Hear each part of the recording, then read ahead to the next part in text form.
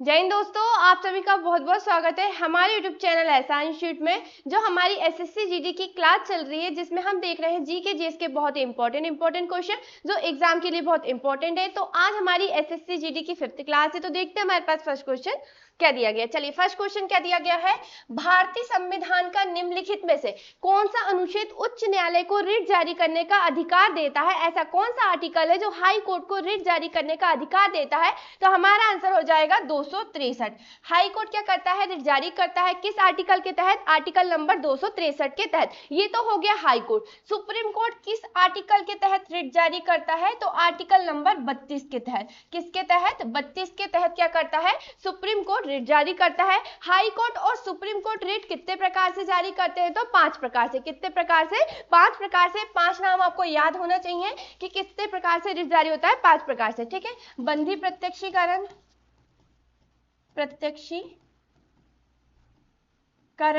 परमादेश, उत्प्रेषण, ठीक है। 4th है अधिकार प्रेक्षा, और 5th है प्रतिषेध। 5 प्रकार से क्या होता है? रिट जारी होता है। हाई कोर्ट और सुप्रीम कोर्ट करते हैं। चलिए अगला क्वेश्चन देखते हैं। नेक्स्ट क्वेश्चन क्या दिया गया है। मगध साम्राज्य पर शासन करने वाले प्रथम राजवंश का नाम क्या था? मगध साम्राज्य पर क्या शासन करने वाले प्रथम राजवंश का नाम क्या था? तो हमारा आंसर हो जाएगा हर्यक वंश। कौन सा वंश? हर्यक वंश। मगध साम्राज्य पर शासन करने वाले प्रथम राजवंश था, ठीक है। हर्यक वंश का संस्थापक कौन था? बिंबिसार क्या था? इसका संस्थापक था। हर्यक वंश की स्थापना किसने की थी? बिंबिसार ने, ठीक है। बिंबिसार जिन्हें प्राचीन भारत के महानतम शासकों में से एक माना जाता है।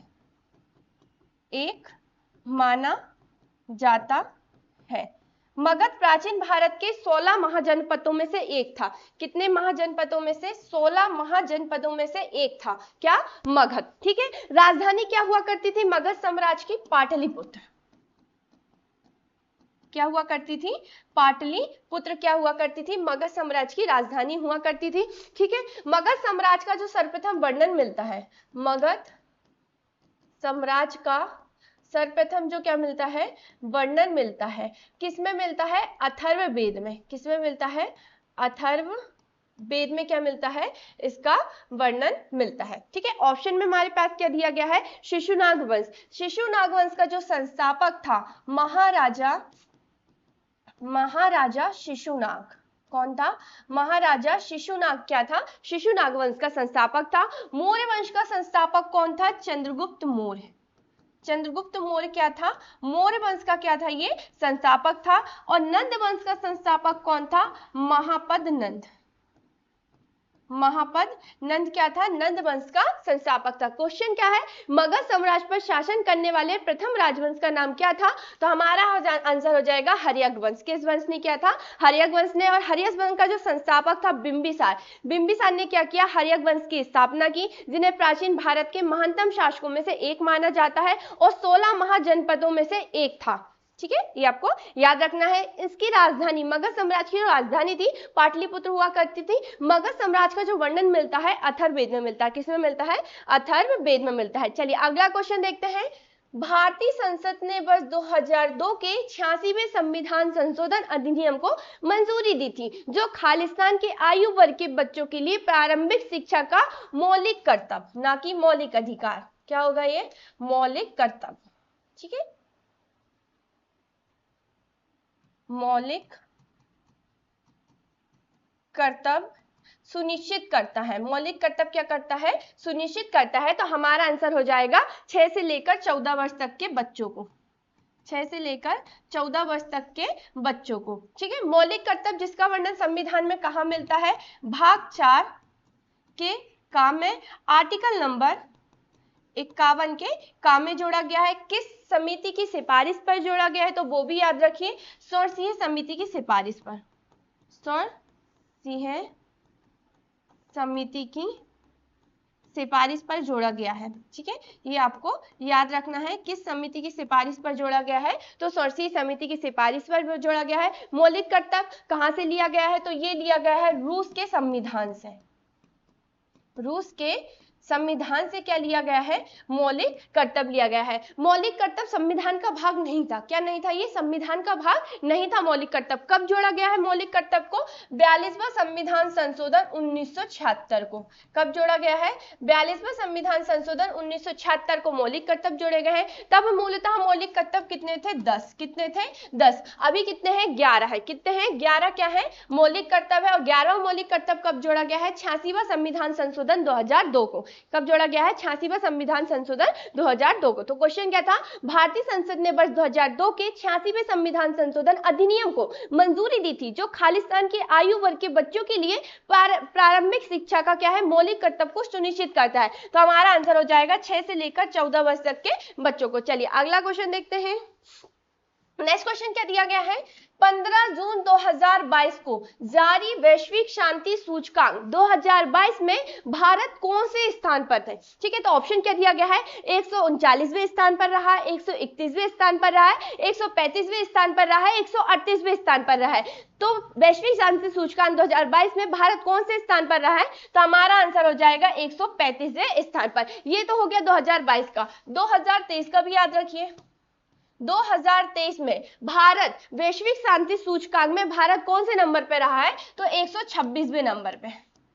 किस नंबर पे रहा है, 126वें नंबर पे। और 2024 में, कब, 2024 में भारत कौन से नंबर में रहा है, 116वें नंबर पर। किस में रहा है, भारत वैश्विक शांति सूचकांक 2024 में भारत कौन से स्थान पर रहा है, तो 116वें नंबर पर। ठीक है, 2022 का पूछा है आपसे कि 2022 में भारत कौन से स्थान पर रहा है, तो आपका आंसर हो जाएगा 135वें स्थान पर। चलिए अगला देखते हैं।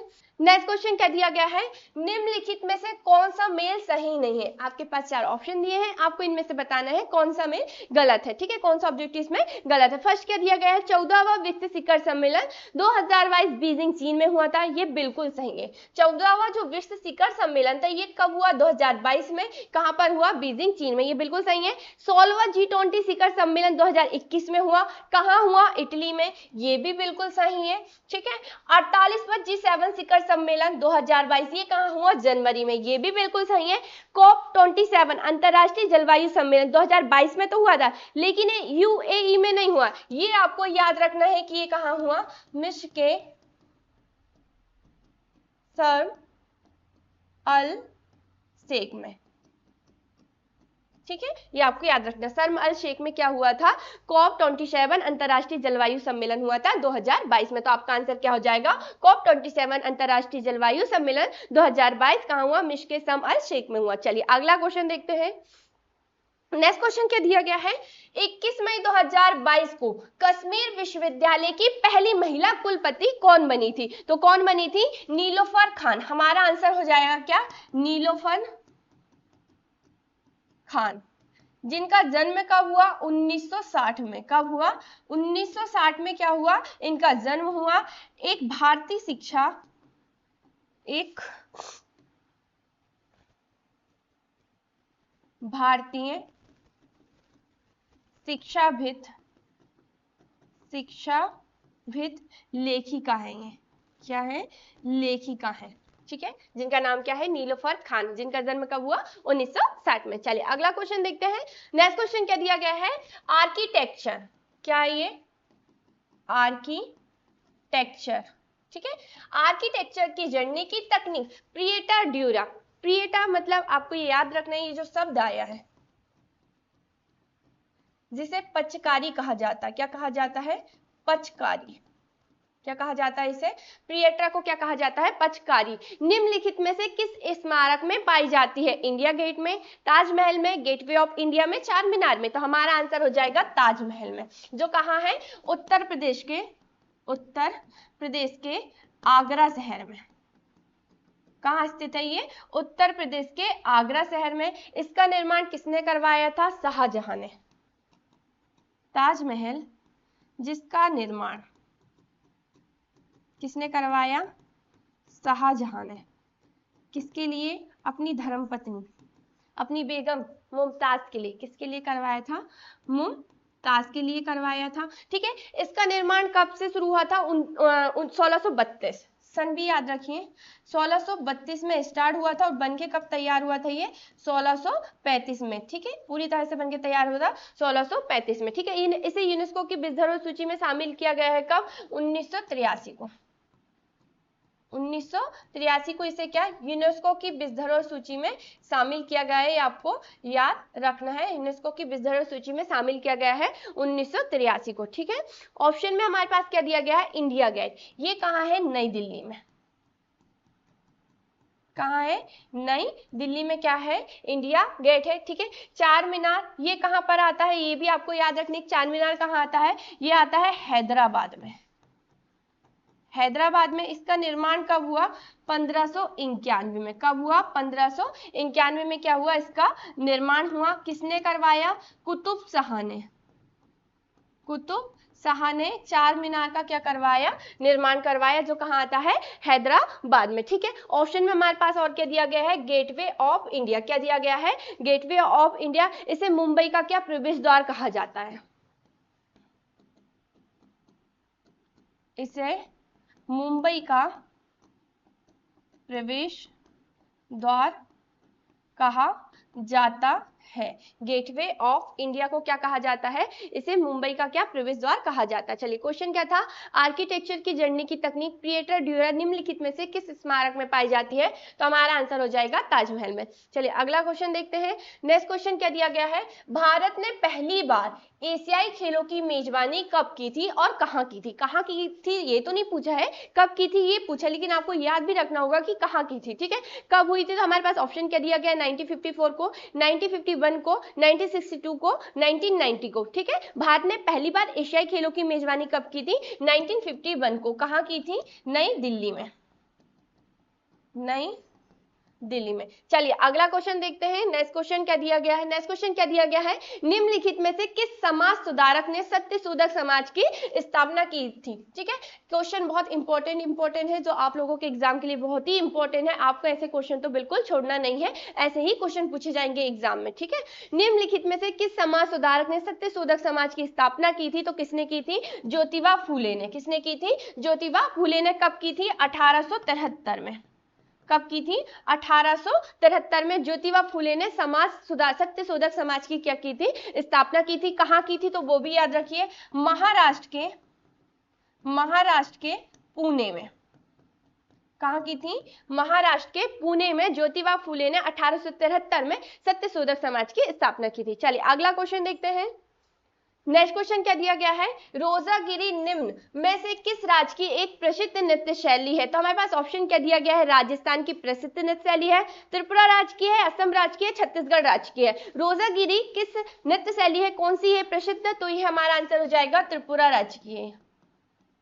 किस राज्य की है? त्रिपुरा राज्य की है। त्रिपुरा राज्य का क्या है? ये त्रिपुरा राज्य का एक प्रसिद्ध नृत्य है। कैसा नृत्य है? प्रसिद्ध नृत्य है। और यह नृत्य रियांग समुदाय के लोग करते हैं। समुदाय के क्या करते हैं? समुदाय के लोग करते हैं।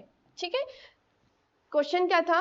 रोजागिरी निम्न में से किस राज्य की प्रसिद्ध नृत्य शैली है? तो हमारा आंसर हो जाएगा त्रिपुरा राज्य की क्या है? प्रसिद्ध नृत्य शैली है। ठीक है, यह नृत्य रियांग समुदाय के लोग करते हैं। कौन से लोग करते हैं? रियांग समुदाय के लोग करते हैं। रियांग त्रिपुरा की 51 अनुसूचित जनजातियों में से एक है। ठीक है, आपको याद रखना है, 21 अनुसूचित जनजातियों में से एक है रियांग। ठीक है, अगला क्वेश्चन देखते हैं। चलिए नेक्स्ट क्वेश्चन क्या दिया गया है? राज्य विधानमंडल के प्रत्येक सदन को समय समय पर बैठक के लिए कौन बुलाता है? क्वेश्चन क्या पूछ रहा है? जो राज्य का विधानमंडल होता है, ये प्रत्येक सदन को समय समय पर क्या करता है? बैठक के लिए कौन बुलाता है? मुख्यमंत्री बुलाता है, विधानसभा का जो अध्यक्ष होता है वो बुलाता है, या विधानसभा का जो उपाध्यक्ष होता है वो बुलाता है, राज्यपाल बुलाता है? राज्य का जो विधानमंडल, इसके प्रत्येक सदन को समय समय पर बैठक के लिए कौन बुलाता है? तो हमारा आंसर हो जाएगा राज्यपाल। किस आर्टिकल के तहत? आर्टिकल नंबर 163 के तहत। किसके तहत? आर्टिकल नंबर 163 के तहत। चलिए अगला क्वेश्चन देखते हैं। नेक्स्ट क्वेश्चन क्या दिया गया है? निम्नलिखित में से किस भारतीय ओलंपिक ने फ्लाइंग टू विन शीर्षक की आत्मकथा लिखी है? तो किसने लिखी है? साइना नेहवाल ने। किस खेल की खिलाड़ी है? बैडमिंटन खिलाड़ी है, बैडमिंटन खिलाड़ी है साइना नेहवाल। क्या? साइना नेहवाल क्या है? बैडमिंटन खिलाड़ी है, जिनका जन्म कब हुआ? 1990 को। 1990 में क्या हुआ? इनका जन्म हुआ। कहाँ हुआ? तो वो भी याद रखिए, हरियाणा में। कहाँ हुआ? हरियाणा में क्या हुआ? इनका जन्म हुआ। साइना नेहवाल, साइना नेहवाल ने लंदन ओलंपिक, लंदन में हुए ओलंपिक 2012 में, कब? 2012 में कांस्य पदक जीता था। कौन सा पदक जीता था? कांस्य पदक जीता था। ओलंपिक पदक जीतने वाली भारत की पहली बैडमिंटन खिलाड़ी है। क्या है? ओलंपिक पदक जीतने वाली भारत की पहली बैडमिंटन खिलाड़ी है साइना नेहवाल। कौन? साइना नेहवाल। ठीक है, ऑप्शन में हमारे पास क्या दिया गया है? अभिनव बिंद्रा। अभिनव बिंद्रा की जो आत्मकथा है उनका नाम भी याद रखिए, A shot at history। क्या है ये? अभिनव बिंद्रा की आत्मकथा है, जो कब प्रकाशित की इन्होंने पुस्तक? 2011 में। कब प्रकाशित की? 2011 में प्रकाशित की। ठीक है, इन्हें पद्म भूषण से भी सम्मानित किया गया। किन्हें? सॉरी, एक मिस्टेक हो गई है, साइना नेहवाल को क्या पद्म भूषण से भी सम्मानित किया गया। आपको वो भी याद रखना है कि साइना नेहवाल को पद्म भूषण कब दिया गया? 2016 में। कब दिया गया पद्म भूषण? कब दिया गया? 2016 में इन्हें पद्म भूषण से भी सम्मानित किया गया। ठीक है, अभिनव बिंद्रा जिसकी आत्मकथा क्या है? अ शॉट एट हिस्ट्री, जो कब प्रकाशित की गई? 2011 को। कब प्रकाशित की गई? 2011 को। कर्णम मल्लेश्वरी क्या? एक भारोत्तोलक है ये। क्या? एक भारोत्तोलक है। ठीक है, ये आपको याद रखना, कर्णम मल्लेश्वरी। ठीक है, नीरज चोपड़ा। क्या? नीरज चोपड़ा, नीरज। अभी आपको याद होगा जो टोक्यो हुआ था, क्या? टोक्यो ओलंपिक, टोक्यो ओलंपिक में गोल्ड मेडल, गोल्ड मेडल जीता था नीरज चोपड़ा ने। कब? 2020 में। कब? 2020 में। ठीक है, क्वेश्चन क्या था?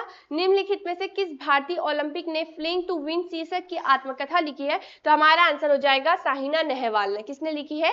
साइना नेहवाल ने, जो क्या है? बैडमिंटन खिलाड़ी है। ठीक है, कहाँ इनका जन्म कब हुआ? 1990 में। कहाँ हुआ? हरियाणा में। साइना नेहवाल ने लंदन ओलंपिक में 2012 में क्या कांस्य पदक जीता है। ठीक है, ओलंपिक में ओलंपिक पदक जीतने वाली भारत की पहली बैडमिंटन खिलाड़ी है साइना नेहवाल, जिन्हें पद्म भूषण से सम्मानित किया गया। कब दिया गया इन्हें पद्म भूषण? 2016 को। कब दिया गया है? 2016 को। अभिनव बिंद्रा, जिनकी आत्मकथा की जो पुस्तक है क्या है? अ शॉट एट हिस्ट्री, जो कब प्रकाशित की गई इन्होंने? 2011 में।